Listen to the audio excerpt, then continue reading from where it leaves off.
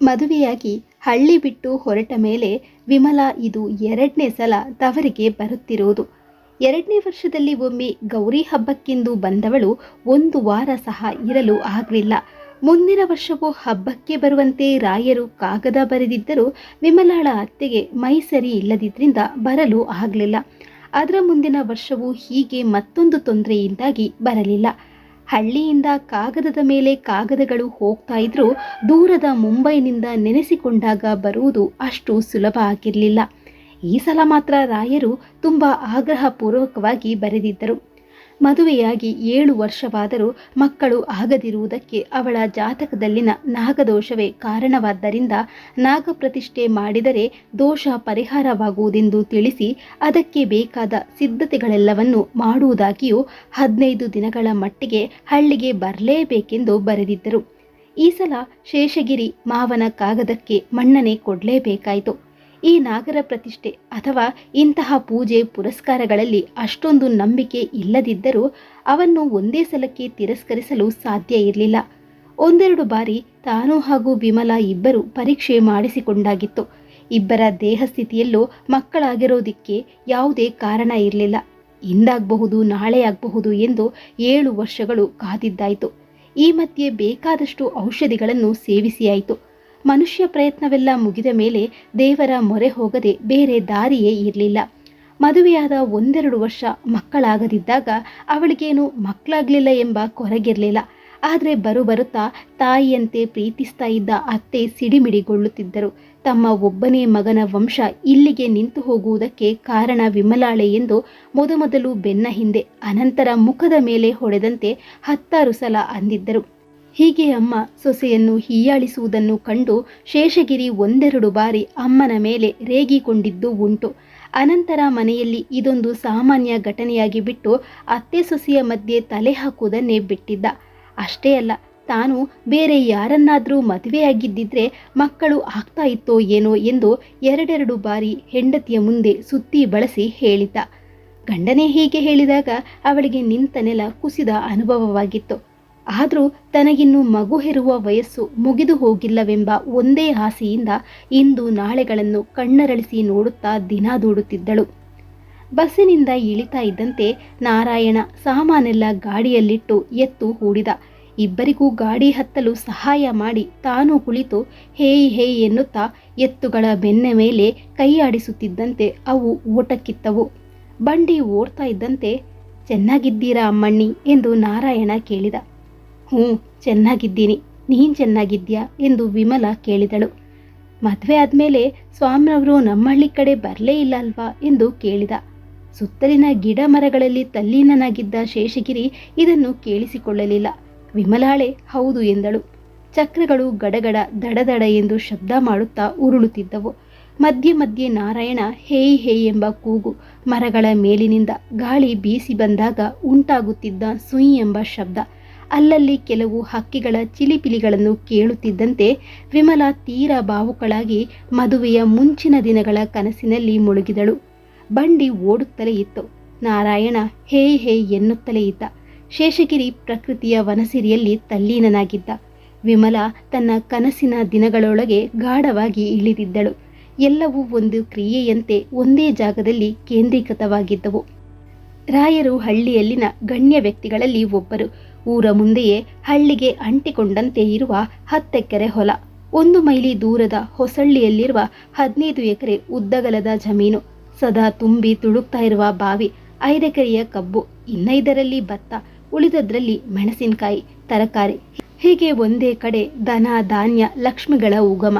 ಇವುಗಳಿಂದ ಅವರು ಭಾರಿ ಕುಳವೇ ಆಗಿದ್ದರು. ವಿಮಲಾಳಿಗೆ ಆಗಿನ್ನೂ 10 ವರ್ಷ ಇರಬಹುದು. ಆಗಲೇ ನಾರಾಯಣ ಅವರ ಮನೆಯಲ್ಲಿ ಕೆಲಸಕ್ಕೆ ಸೇರಿದ 2-3 ವರ್ಷಗಳಲ್ಲಿ ರಾಯರಿಗೆ ನಂಬಿಕೆಯ ಬಂಟನಾಗಿದ್ದ.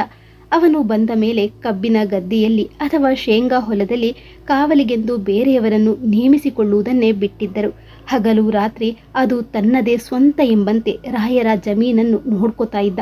ಹಿಂದು ಮುಂದಿಲ್ಲದ ನಾರಾಯಣ ಕೆಲವೇ ವರ್ಷಗಳಲ್ಲಿ ಆ ಮನೆಯಲ್ಲಿ ಒಬ್ಬನಾಗಿ ಬಿಟ್ಟಿದ್ದ. ಈ ಹಳ್ಳಿಯಲ್ಲಿ ಸ್ಕೂಲ್ ಇಲ್ಲದ್ರಿಂದ 2 ಮೈಲಿ ದೂರದ ಸ್ಕೂಲ್ಗೆ ವಿಮಲಾ ನಡೆದೇ ಹೋಗ್ತಾ ಇದ್ಲು. ಹಾಗೆ ಹೋಗುವಾಗ ಹೊಸಳ್ಳಿಯ ಮೂಲಕವೇ ಹೋಗಬೇಕಾದ್ರಿಂದ ನಾರಾಯಣನಿಗೆ ಬೆಳಗಿನ ತಿಂಡಿ ಅಥವಾ ಮಧ್ಯಾಹ್ನದ ಊಟ ಅವಳೇ ಹೊತ್ತು ತರ್ತಾ ಇದ್ಲು. ಅದಕ್ಕೆ ಪ್ರತಿಯಾಗಿ ನಾರಾಯಣ ಅಲ್ಲಿಂದ 1 ಮೈಲಿ ದೂರದವರೆಗೂ ಅವಳ ಜೊತೆಯಲ್ಲಿ ಹೋಗಿಬಿಟ್ಟು ಬರ್ತಾ ಇದ್ದ. ವಿಮಲ ಮಿಡಲ್ ಸ್ಕೂಲ್ ಮುಗಿಸಿ ಹೈಸ್ಕೂಲ್ ಸೇರುವ ವೇಳೆಗೆ ಅವಳಲ್ಲಿ ಆಂತರಿಕವಾಗಿಯೂ ಬಹಿರಂಗವಾಗಿಯೂ ಅನೇಕ ಬದಲಾವಣೆಗಳು ಆಗಿದ್ದವು. ಮುಂಚೆ ತೊಡುತ್ತಿದ್ದ ಲಂಗದ ಮೇಲೆ ಈಗ ದಾವಣಿ ಸುತ್ತಿಕೊಂಡಿತ್ತು. ಆಗ ತಾನೇ ಎದ್ದು ಕಾಣಲು ಪ್ರಯತ್ನಿಸ್ತಾ ಇದ್ದ ಎದೆಯ ಮೇಲಿನ ಉಬ್ಬನ್ನು ಅದುಮಿಡಲು ಪ್ರಯತ್ನಿಸಿದಷ್ಟು ಅದು ಹತ್ತೋಟಿ ಮೀರಿ ಹಿಗ್ಗುತ್ತಿತ್ತು. ಅವಳಿಗರ್ಥವಾಗದ ಯಾವುದೋ ಹಿಗ್ಗು ಮನದ ತುಂಬ ತುಂಬಿಕೊಂಡಿತ್ತು. ಕಸಲ್ಲಿ ಕುಳಿತು ಗಂಡು ಹುಡುಗರತ್ತ ನೋಡುವಾಗ ಅವರ ನೋಟ ತನ್ನ ಮೇಲೆ, ತನ್ನ ಉಬ್ಬು ತಗ್ಗುಗಳ ಮೇಲಿದೆ ಎಂದು ಅರ್ಥವಾಗುವಾಗ ಅವಳಿಗೆ ಅರ್ಥವಾಗದ ಮಿಂಚಿನ ಸಂಚಾರ ಮೈ ಮನಗಳಿಡೀ ಹರಿತಾ ಇತ್ತು. ಒಮ್ಮೆ ಶಿವರಾತ್ರಿಯೆಂದು ಮನೆ ಮಂದಿಯೆಲ್ಲ 4 ಮೈಲಿ ದೂರದ ಶಿವಾಲಯಕ್ಕೆ ಗಾಡಿಯಲ್ಲಿ ಹೊರಟರು. ನಾರಾಯಣ ಗಾಡಿ ಹೊಡಿತಾ ಇದ್ದ. ಹಿಂದೆಯೇ ವಿಮಲ ಕುಳಿತಿದ್ದಳು. ಗಾಡಿ ಅಲುಗಾಡುವಾಗ ನಾರಾಯಣನ ಮೈ ಕೈ ಸೋಕುವಾಗ ಮೈ ಮೇಲೆ ವಿದ್ಯುತ್ ಹರಿದಂತಾಗುತ್ತಿತ್ತು. ಮಾರನೇ ದಿನ ವಿಮಲ ಊಟ ತಂದಾಗ ನಾರಾಯಣ ಬಾವಿಯಲ್ಲಿ ಈಜುತ್ತಿದ್ದ. ದಂಡೆಯ ಮೇಲೆ ಕುಳಿತು ಅವನನ್ನೇ ನೋಡತೊಡಗಿದಳು. ಶ್ರಮ ಜೀವನದಿಂದ ಕಬ್ಬಿಣದಂತೆ ಗಟ್ಟಿಯಾದ ಮಾಂಸಖಂಡಗಳು. ಅವನು ಮೀನಿನಂತೆ ಈಜುತ್ತಿದ್ದ ರೀತಿ ಅವಳನ್ನು ತುಂಬ ಆಕರ್ಷಿಸಿದವು. ಮೇಲೆ ವಿಮಲ ಕುಳಿತು ತನ್ನನ್ನೇ ನೋಡ್ತಾ ಇರುವುದು ಕಂಡು ಸಂಕೋಚವಾಗಿ ಮೇಲೆ ಬಂದು ಪಂಪ್ ಹೌಸ್ನಲ್ಲಿ ಬಟ್ಟೆ ಬದಲಾಯಿಸಿ, ಎಷ್ಟು ಹೊತ್ತಾಯಿತು ಅಮ್ಮಣ್ಣಿ ಬಂದು ಎಂದು ಕೇಳಿದ. ಸ್ವಲ್ಪ ಹೊತ್ತಾಯಿತು ಅಷ್ಟೇ ಎಂದಳು ಅವನನ್ನೇ ನೋಡುತ್ತಾ. ನಡೀರಿ ಹೋಗೋಣ, ನಿಮಗೆ ತಡವಾಗುತ್ತೆ ಎಂದ ನಾರಾಯಣ. ಪರವಾಗಿಲ್ಲ ಬಿಡು, ಇವತ್ತು ಮೊದಲ ಪೀರಿಯಡ್ ಕ್ಲಾಸ್ ಇಲ್ಲ ಎಂದು ಹೇಳಿದರೂ ತಾನ್ಯಾಕೆ ಹಾಗೆ ಸುಳ್ಳು ಹೇಳುತ್ತಿದ್ದೇನೆ ಎಂಬುದೇ ಅರ್ಥವಾಗಲಿಲ್ಲ. ಹಾಗಾದರೆ ಕಬ್ಬು ಕಿತ್ತು ಕೊಡ್ತೀನಿ, ತಿಂತೀರಾ ಎಂದು ಕೇಳಿದ. ವಿಮಲ ಹೂ ಎಂದಳು. ಅಂದು ಕಬ್ಬು, ನಾಳೆ ಕಡಲೆಕಾಯಿ, ನಾಡಿದ್ದು ಇನ್ನೊಂದು, ಹೀಗೆ ವಾರಕ್ಕೆರಡು 3 ಪೀರಿಯಡ್ ಚಕ್ಕರ್ ಹೊಡೆದು ಬಾವಿಯ ಬಳಿಯೇ ಉಳಿದುಕೊಳ್ಳುವುದು ಸಾಮಾನ್ಯವಾಯಿತು. ಮೊದಮೊದಲು ಸಲೀಸಾಗಿ ಮಾತನಾಡಿದರು. ಕ್ರಮೇಣ ಕೈ ಕೈ ತಾಕಿಸಿದರು. ಮುಂದುವರಿಯುತ್ತಿದ್ದಂತೆ ಕೈಗೆ ಕೈ, ಮೈಗೆ ಮೈ ಬೆಸೆದುಕೊಂಡು ಪಂಪ್ ಹೌಸ್ನಲ್ಲಿ ಕೂಡುವುದು ಸಾಮಾನ್ಯವಾಯಿತು. ಒಂದೇ ಕಬ್ಬಿನ ತುಂಡನ್ನು ಇಬ್ಬರು ಒಂದೊಂದು ಕೊನೆಯಿಂದ ಒಟ್ಟಿಗೆ ತಿಂದರು. ಆದರೂ ಈ ಸಲುಗೆ ಒಂದು ಮಟ್ಟಕ್ಕಿಂತ ಮುಂದುವರಿಸಲು ಇಬ್ಬರೂ ಅವಕಾಶ ಕೊಡಲಿಲ್ಲ. ಅವನು ಎಚ್ಚರ ತಪ್ಪಿದಾಗ ಅವಳು ಸಂಯಮ ತೋರಿದಳು. ಅವಳು ಕಾಮೋನ್ಮತ್ತಳಾದಾಗ ಅವಳಿನ್ನೂ ಮದುವೆಯಾಗದ ಹೆಣ್ಣು ಎಂದು ಅವನು ಎಚ್ಚರಪಡಿಸಿದ. ಆದರೂ ಹದಿವಯಸ್ಸಿನ ಮೈ ಕೈ ತಾಕಲಾಟಗಳು ಮಾತ್ರ ಪಂಪ್ ಹೌಸ್ನಲ್ಲಿ ಅವ್ಯಾಹತವಾಗಿ ಸಾಗಿತು. ಈ ವಯಸ್ಸಿನ ಸೆಳೆತದಲ್ಲಿ, ಸ್ಪರ್ಶದ ಸುಖಾನುಭವದಲ್ಲಿ ಅಮ್ಮಣ್ಣಿ ಬೇರೆಲ್ಲರೂ ಕರೆಯುವಂತೆ ಅವನಿಗೂ ವಿಮ್ಮಿಯಾಗಿದ್ದಳು. ವಿಮಲ ಹೈಸ್ಕೂಲ್ ಮುಗಿಸಿ ಮನೆಯಲ್ಲಿ ಕುಳಿತಾಗಲೇ ರಾಯರು ಗಂಡಿನ ಬೇಟೆ ಆರಂಭಿಸಿದರು. 4-6 ಗಂಡುಗಳು ಬಂದು ಹೋದದ್ದು ಆಯಿತು. ಸ್ಕೂಲ್ ಮುಗಿದ ಮೇಲೆ ಬಾವಿಯ ಕಡೆ ಹೋಗುವುದು ವಿಮಲಾಳಿಗೆ ಕಷ್ಟವಾಗಿತ್ತು. ಆದರೂ ಮಧ್ಯಾಹ್ನದ ವೇಳೆ ಬಟ್ಟೆ ಒಗೆಯಲು ಬಾವಿಗೆ ಹೋಗುತ್ತಿದ್ದ ಕೆಂಪಿಯ ಜೊತೆ ಆಗಾಗ ತಾನೂ ಹೋಗ್ತಾ ಇದ್ಲು. ಕೆಂಪಿ ಬಾವಿಗಿಳಿದು ಬಟ್ಟೆ ಒಗೆಯುವಾಗ ಪಂಪ್ ಹೌಸ್ನಲ್ಲಿ ಅಥವಾ ಕಬ್ಬಿನ ಗದ್ದೆಯ ಮಧ್ಯದಲ್ಲಿ ಇಬ್ಬರು ಕೈ ಕೈ ಹಿಡಿತಾ ಇದ್ರು. ಕೆಂಪಿಗೂ ವಿಮಲಾಳನ್ನು ಕರೆತರುವುದರಲ್ಲಿ ಒಂದು ಖುಷಿ ಇತ್ತು. ವಿಮಲಾ ಬಂದರೆ ನಾರಾಯಣ ನೇರಳೆ ಮರ ಹತ್ತಿ ಒಳ್ಳೆಯ ಹಣ್ಣು ಕಿತ್ತು ಕೊಡ್ತಾ ಇದ್ದ. ಇದ್ಯಾವುದರ ಪರಿವೇ ಇಲ್ಲದ ರಾಯರು ಗಂಡಿನ ಭೇಟಿಯನ್ನು ಅವ್ಯಾಹತವಾಗಿ ನಡೆಸಿ ಕಡೆಗೂ ಯಶಸ್ವಿಯಾದರು. ಬೊಂಬೈ ಸಿಮೆಂಟ್ ಫ್ಯಾಕ್ಟರಿಯಲ್ಲಿ ಅಸಿಸ್ಟೆಂಟ್ ಮ್ಯಾನೇಜರ್ ಆಗಿದ್ದ ಶೇಷಗಿರಿ ಒಮ್ಮೆ ಬೆಂಗಳೂರಿಗೆ ಬಂದಾಗ ರಾಯರಿಗೆ ತಮ್ಮ ಸಂಬಂಧಿಯೊಬ್ಬರಿಂದ ವಿಷಯ ತಿಳಿದು ಅವನನ್ನು ಹಳ್ಳಿಗೆ ಬರಮಾಡಿಕೊಂಡು ಹುಡುಗಿ ತೋರಿಸುವ ಶಾಸ್ತ್ರ ಮುಗಿಸಿದ್ದರು. ಇಬ್ಬರಿಗೂ ಋಣಾನುಬಂಧ ಕೂಡಿ ಬಂದಿತ್ತು. ಸಂಬಂಧ ಎರಡೂ ಕಡೆಯವರಿಗೆ ಒಪ್ಪಿಗೆಯಾಗಿ ಮದುವೆಯು ನಿಶ್ಚಯವಾಯಿತು. ಕಡೆಯ ಬಾರಿಗೆ ವಿಮಲಾ ನಾರಾಯಣ ಎದೆಗೊರಗಿ ಕುಳಿತಿದ್ದಳು. ನನ್ನದೊಂದೇ ಒಂದು ಆಸೆ ಇದೆ, ನಡೆಸ್ಕೊಡ್ತೀಯ ವಿಮ್ಮಿ? ನಾರಾಯಣ ಕೇಳಿದ. ನೀನು ಏನು ಬೇಕಾದರೂ ಕೇಳು ಎಂಬಂತೆ ವಿಮಲಾ ಅವನ ಕಣ್ಣಲ್ಲಿ ಕಣ್ಣಿಟ್ಟು ನೋಡಿದಳು. ನಿನ್ನ ಮದುವೆ ಆದಮೇಲೆ ಒಂದೇ ಒಂದು ಸಲ ಹೀಗೆ ಬಂದು ಅವನಾಸೆ ಅರ್ಥವಾಗಿತ್ತು. ಮದುವೆಯಾದ ಮೇಲೂ ನನ್ನೊಡನೆ ದೇಹ ಹಂಚಿಕೋ ಎಂದು ಕೇಳುವುದು ಎಂತಹ ಪಾಪದ ಕೆಲಸ ಎಂಬುದು ಅವನಿಗರ್ಥವಾಗಿತ್ತು. ಇದುವರೆಗೂ ನಡೆದು ಬಂದ ಗುಪ್ತ ಪ್ರಣಯ ಬಹಿರಂಗವಾಗದಿದ್ದದ್ದೇ ಒಂದು ದೊಡ್ಡ ಸಮಾಧಾನದ ಸಂಗತಿಯಾಗಿತ್ತು. ಆದರೂ ಮನಸ್ಸಿನಾಳದ ಆಸೆಯನ್ನು ಅದುಮಿಡಲಾರದೆ ಹೋಗಿದ್ದ. ಅದು ಪ್ರೇಮವೋ ಕಾಮವೋ ಪ್ರೀತಿಯೋ ಇಬ್ಬರಿಗೂ ಅರ್ಥವಾಗಲಿಲ್ಲ. ಆದರೂ ಅವಳು ಆಗ್ಲಿ ಎಂದು ಹೇಳಿ ಅವನಲ್ಲಿ ಆಸೆಯ ಕಿಚ್ಚು ಹಚ್ಚಿ ಗಂಡನೊಡನೆ ಬೊಂಬೈ ಸೇರಿದ್ದಳು. ಬಂಡಿ ಕಲ್ಲಿನ ಸೇತುವೆಯ ಮೇಲೆ ಬಂದಾಗ ಉಂಟಾದ ಶಬ್ದದಿಂದಲೇ ಅವಳಿಗೆ ಕನಸಿನ ಭೂತದಿಂದ ಎಚ್ಚರ. ಪ್ರಯಾಣದ ಆಯಾಸದಿಂದ ಶೇಷಗಿರಿ ತೂಕಡಿಸುತ್ತಿದ್ದ. ನಾರಾಯಣ ಅದೇ ಉತ್ಸಾಹದಿಂದ ಹೇ ಹೇ ಎಂದು ಎತ್ತುಗಳ ಬೆನ್ನ ಮೇಲೆ ಕೈ ಸವರುತ್ತಿದ್ದ. ವಿಮಲ ನಾರಾಯಣನ ಕಡೆ ನೋಡಿದಳು. ಅವನಲ್ಲಿ ಯಾವುದೇ ಬದಲಾವಣೆಗಳಾದಂತೆ ಕಾಣಿಸಲಿಲ್ಲ.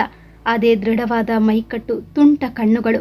ಆದರೆ ತನ್ನನ್ನು ನೋಡುವಾಗ ಆ ಚಂಚಲತೆಯ ಹಿಂದೆ ಅದ್ಯಾವುದೋ ಅವ್ಯಕ್ತವಾದ ಗೌರವವೋ ಭಯವೋ ಆವರಿಸಿಕೊಂಡು ನೆಟ್ಟ ನೋಟದಿಂದ ನೋಡಲಾರದವಾಗಿದ್ದವು. ನಿನ್ನ ಮದುವೆ ಆಯ್ತಾ ನಾರಾಯಣ? ವಿಮಲ ಕೇಳಿದಳು. ಇನ್ನೂ ಇಲ್ಲ ಅಮ್ಮಣ್ಣಿ ಎಂದು ಹೇಳುವಾಗ ಅವಳಿಗೆ ನಿಜವಾಗ್ಲೂ ಆಶ್ಚರ್ಯವಾಯಿತು. ಯಾಕಿನ್ನೂ ಮಾಡಿಕೊಂಡಿಲ್ಲ ಎಂದು ಕೇಳಿದಳು. ಅದಕ್ಕೆ ಉತ್ತರವೆನ್ನೇನೂ ಕೊಡದೆ ಒಮ್ಮೆ ಅವಳ ಮುಖ ನೋಡಿದ. ಆ ನೋಟದಲ್ಲಿ 7 ವರ್ಷಗಳ ಹಿಂದಿನ ಚಂಚಲತೆ ಇತ್ತು, ಬಯಕೆ ಇತ್ತು, ದೈನ್ಯತೆ ಇತ್ತು. ಆ ನೋಟವನ್ನು ಎದುರಿಸಲಾಗದೆ ಮುಖವನ್ನು ಬೇರೆಡೆಗೆ ತಿರುಗಿಸಿದಳು. ಬಂಡಿಯ ಚಕ್ರಗಳು ಒಡ್ಡು ದಾರಿಯ ಕಲ್ಲುಗಳ ಮೇಲುರುಳಿದಾಗ ಉಂಟಾದ ದಡದಡ ಶಬ್ದ ಅವಳ ಹೃದಯದ ಬಡಿತದೊಂದಿಗೆ ಒಂದಾಗಿ ಬೆರೆತು ಹೋಯಿತು. ಅಪರೂಪಕ್ಕೆ ಬಂದ ಮಗಳು ಅಳಿಯಂದಿರಿಗೆ ಸತ್ಕಾರ ಜೋರಾಯಿತು.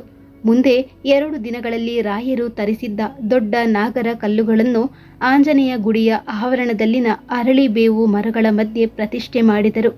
ಬೊಂಬೈನ ಗಜಿಬಿಜಿಯಿಂದ ತಪ್ಪಿಸಿಕೊಂಡು ಹಳ್ಳಿಯ ಪ್ರಶಾಂತ ವಾತಾವರಣಕ್ಕೆ ಬಂದದ್ದು ಆರಂಭದಲ್ಲಿ ಹಾಯೆನಿಸಿದರೂ 8 ದಿನಗಳು ಕಳೆಯುವುದರಲ್ಲಿ ಶೇಷಗಿರಿಗೆ ಹಳ್ಳಿಯ ಜೀವನ ಬೇಸರವಾಯಿತು. ಒಂದು ದಿನ ಮಾವಿನ ತೋಪು, ಮತ್ತೊಂದು ದಿನ ಬಾವಿ ಮತ್ತು ಕಬ್ಬಿನ ಗದ್ದೆ, ಇನ್ನೊಂದು ದಿನ ಶಿವ ದೇವಸ್ಥಾನ.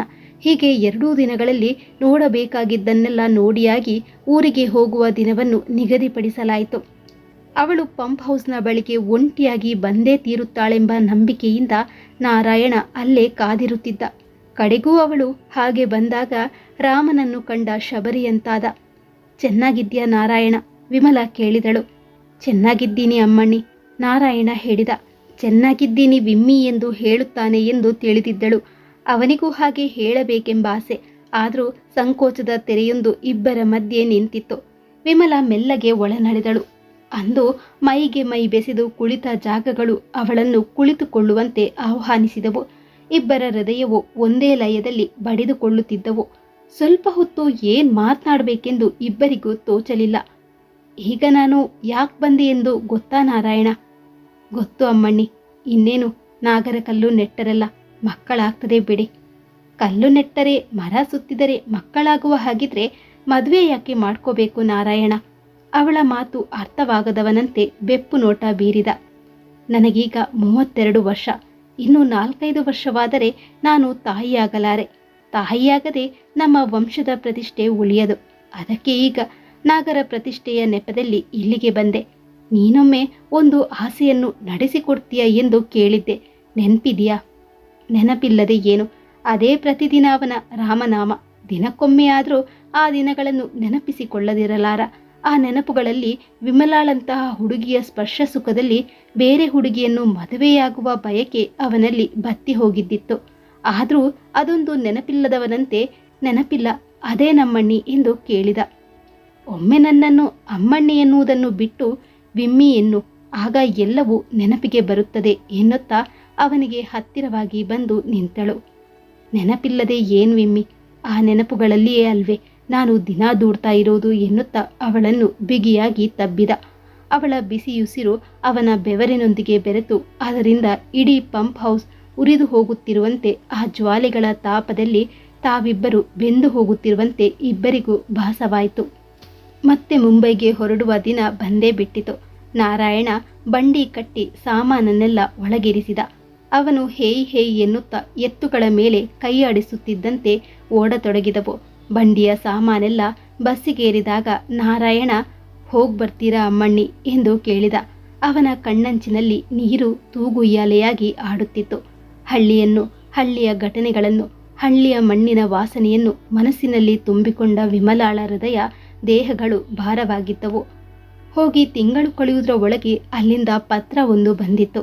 ಕಾಗದದಿಂದಾಗಿ ರಾಯರು ಮನೆ ಮಂದಿಗೆಲ್ಲ ಸಿಹಿಯೂಟ ಹಾಕಿಸಿ ಹಳ್ಳಿಗೆಲ್ಲ ಸಿಹಿ ಹಂಚಿದರು. ವಿಮಲ ಗರ್ಭಿಣಿಯಾಗಿದ್ದಳು. ನಾರಾಯಣನಿಗೂ ವಿಷಯ ತಿಳಿದು ಖುಷಿಪಟ್ಟ. ಈ ಮಗು ನಿಜವಾಗ್ಲೂ ಶೇಷಗಿರಿದ್ದ ಅಥವಾ ತನ್ನದ ಎಂಬ ಅನುಮಾನ ಕಾಡಿತು. ಒಟ್ನಲ್ಲಿ ವಿಮಲ ಗರ್ಭಿಣಿಯಾದ ವಿಷಯ ಎಲ್ಲರಿಗಿಂತ ನಾರಾಯಣನಿಗೆ ಹೆಚ್ಚು ಖುಷಿ ಕೊಟ್ಟಿತು. ನವಮಾಸ ಕಳೆದು ವಿಮಲಾಳಿಗೆ ಗಂಡು ಮಗುವಾಗಿದೆ ಎಂದು, ಮಗು ಬಾಣಂತಿ ಆರೋಗ್ಯವಾಗಿದ್ದಾರೆಂದು ಶೇಷಗಿರಿಯ ತಾತ ನಾರಾಯಣ ಶಾಸ್ತ್ರಿಗಳ ನೆನಪಿಗಾಗಿ ಮಗುವಿಗೆ ನಾರಾಯಣ ಎಂದು ಹೆಸರಿಟ್ಟರು. ನಾಗನ ವರದಿಂದ ಹುಟ್ಟಿದ್ದರಿಂದ ನಾಗರಾಜ ಎಂದು ಕರೆಯುವುದಾಗಿಯೂ ಪತ್ರ ಬರೆದಿದ್ದರು. ಜೊತೆಯಲ್ಲಿ ತಾವು ಪ್ರತಿಷ್ಠೆ ಮಾಡಿಸಿದ ನಾಗರ ಕಲ್ಲುಗಳಿಗೆ ಮಾತ್ರ ತಪ್ಪದೆ ಪೂಜೆ ನಡೆಸಬೇಕೆಂದು ಮತ್ತೆ ಮತ್ತೆ ನೆನಪಿಸಿದ್ದರು. ಇನ್ನೇನು ಮಗುವನ್ನು ಕರೆದುಕೊಂಡು ಊರಿಗೆ ಬರಬೇಕು ಅಂದುಕೊಳ್ಳುವಷ್ಟರಲ್ಲಿ ಶೇಷಗಿರಿ ಹೃದಯಾಘಾತದಿಂದ ತೀರ್ಕೊಂಡ. ಭೂಮಿಗೆ ಬಂದ ತಕ್ಷಣ ಅಪ್ಪನನ್ನು ನುಂಗಿತು ಎಂಬ ಪಟ್ಟ ಸಿಕ್ಕಿತು ಆ ಪುಟ್ಟ ಕಂದನಿಗೆ. ಅತ್ತೆ ಪ್ರತಿದಿನ ಕಿರುಕುಳ ಕೊಡುತ್ತಾ ವಿಮಲ ಹಾಗೂ ಮಗುವನ್ನು ಮಗನ ಸಾವಿಗೆ ನೀವಿಬ್ಬರೇ ಕಾರಣ ಎಂದು ದೂಷಿಸುತ್ತಿದ್ದರು. ಅತ್ತೆಯ ಕಾಟ ತಾಳಲಾರದೆ ರಾಯರು ಮುಂಬೈಗೆ ತೆರಳಿ ಮಗಳು ಹಾಗೂ ಮೊಮ್ಮಗನನ್ನು ತನ್ನ ಜೊತೆ ಕರೆದುಕೊಂಡು ಬಂದರು. ರಾಯರಿಗೆ ಅದಾಗಲೇ ಮನೆಯಲ್ಲಿ ಇಬ್ಬರು ಗಂಡು ಮಕ್ಕಳು ಇದ್ದಿದ್ದರಿಂದ, ಜೊತೆಗೆ ಅವರಿಗೆ ಮದುವೆಯಾಗಿ ಸೊಸೆಯಂದಿರು ಇರುವ ಕಾರಣದಿಂದಾಗಿ ಮಗಳನ್ನು ಹೆಚ್ಚು ಸಮಯ ತಮ್ಮ ಮನೆಯಲ್ಲಿ ಇರಿಸಿಕೊಳ್ಳುವುದು ಸರಿಯಲ್ಲ ಎಂದು ಅನಿಸಿತು. ಸಂತೋಷವಾಗಿರುವ ಮನೆಯಲ್ಲಿ ಸೊಸೆಯಂದಿರಿಗೆ ಮಗಳು ಭಾರ ಅನಿಸೋದು ಬೇಡ ಎಂದು ಅವಳಿಗೆ ಮರುಮದುವೆ ಮಾಡಲು ತೀರ್ಮಾನ ಮಾಡ್ತಾರೆ. ಆದರೆ ವಿಮಲ ಮಾತ್ರ ಮತ್ತೊಂದು ಮದುವೆಗೆ ತಯಾರಿರಲಿಲ್ಲ. ನಾರಾಯಣ ಕೂಡ ಅವಳ ಪರಿಸ್ಥಿತಿ ಕಂಡು ಮನದಲ್ಲಿ ಕೊರಗ್ತಾ ಇದ್ದ. ತಾನೇ ಅವಳನ್ನು ಮದುವೆಯಾಗುವುದಾಗಿ ಹೇಳಬೇಕು ಅಂತ ಅನಿಸಿದರೂ ಎಲ್ಲಿ ರಾಯರು ತನ್ನನ್ನು ಅಪಾರ್ಥ ಮಾಡಿಕೊಳ್ಳುತ್ತಾರೆ ಎಂಬ ಭಾವನೆಯಿಂದ ಸುಮ್ಮನಿದ್ದ. ರಾಯರು ಮೊಮ್ಮಗನನ್ನು ನಾರಾಯಣ ಹೆಚ್ಚಾಗಿ ಹಚ್ಚಿಕೊಂಡಿದ್ದನ್ನು ಕಂಡರು. ಒಂದು ಕ್ಷಣಕ್ಕೆ ನಾರಾಯಣ ಯಾಕೆ ನನ್ನ ಅಳಿಯನಾಗಬಾರದೆಂಬ ಯೋಚನೆ ಬಂತು ರಾಯರಿಗೆ. ಚಿಕ್ಕಂದಿನಿಂದಲೂ ನೋಡಿ ಬೆಳೆದ ಹುಡುಗ, ಇವನಿಗಿಂತ ವಿಮಲಾಳನ್ನು ಯಾರು ಚೆನ್ನಾಗಿ ನೋಡಿಕೊಳ್ಳಲು ಸಾಧ್ಯವಿಲ್ಲ ಎಂಬ ಆಲೋಚನೆ ಬಂದಾಗ ಅದನ್ನು ನಾರಾಯಣನಲ್ಲಿ ವ್ಯಕ್ತಪಡಿಸ್ತಾರೆ. ಮೊದಲೇ ಅವಳ ಮೇಲೆ ಪ್ರಾಣ ಇಟ್ಟುಕೊಂಡಿದ್ದ ಆತ ರಾಯರು ಹೇಳಿದ ವಿಷಯ ಕೇಳಿ ಆಶ್ಚರ್ಯದ ಜೊತೆಗೆ ತುಂಬಾನೇ ಸಂತಸಪಟ್ಟ. ಬೇರೆ ಯಾರನ್ನು ಮದುವೆಯಾಗುವುದಿಲ್ಲ ಅನ್ನುತ್ತಿದ್ದ ವಿಮಲ, ನಾನು ಮದುವೆಯಾಗುವ ಹುಡುಗ ನಾರಾಯಣ ಎಂದು ತಿಳಿದಾಗ ಕುಣಿದು ಕುಪ್ಪಳಿಸಿದಳು. ಕಮರಿ ಹೋಗಬೇಕಿದ್ದ ಪ್ರೀತಿ ಮತ್ತೆ ಚಿಗುರೊಡೆಯಿತು. ನಾಗರಾಜ ತನ್ನ ಮಗನೆಂದು ತಿಳಿದು ನಾರಾಯಣ ಅತೀವ ಸಂತೋಷಪಟ್ಟ. ಸರಳವಾಗಿ ಅವರಿಬ್ಬರ ಮದುವೆ ದೇವಸ್ಥಾನದಲ್ಲಿ ನೆರವೇರಿತು. ಈ ಕತೆ ನಿಮಗೆ ಇಷ್ಟ ಆಗಿದೆ ಅಂತ ಅಂದ್ಕೊಂಡಿದ್ದೀನಿ. ಇಷ್ಟ ಆಗಿದ್ರೆ ವಿಡಿಯೋಗೊಂದು ಲೈಕ್ ಹಾಗೂ ಕಮೆಂಟ್ ಮಾಡೋದನ್ನ ಮರಿಬೇಡಿ. ಹಾಗೆ ಪ್ಲೀಸ್ ಸಬ್ಸ್ಕ್ರೈಬ್ ಕೂಡ ಮಾಡ್ಕೊಳ್ಳಿ. ಧನ್ಯವಾದಗಳು.